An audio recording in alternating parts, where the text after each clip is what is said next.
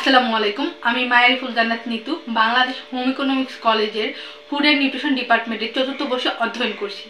গত 19 ডিসেম্বর পুষ্টিবিদ ফাউন্ডেশনের সাথে একটি স্পেশাল চাইল্ড ক্যাম্পে অংশগ্রহণ করি। এখানে আমরা কিছু হাইপার অ্যাক্টিভ বাচ্চাদের দেখতে পাই, যারা হাইপার অ্যাক্টিভ হলে কি কি করে থাকে সেটা সরাসরি পর্যবেক্ষণ করি।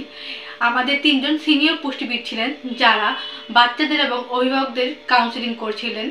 কোন কোন খাবার তাদের দেওয়া উচিত এবং কোন কোন খাবার তাদের দেওয়া উচিত নয় সেগুলো দিয়ে পরামর্শ দিচ্ছিলেন। আরেকটা বিষয় খেয়াল করি, সেটি হচ্ছে বাচ্চারা ঘরোয়া খাবারের থেকে বাইরের খাবার প্রতি বেশি আকৃষ্ট হয়েছে।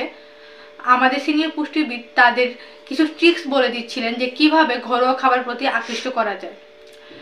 আমি কিছু হাইপার অ্যাক্টিভ বাচ্চাদের ওজন নেওয়ার চেষ্টা করেছিলাম এবং তাদের সঙ্গে কথা বলার চেষ্টা করেছি।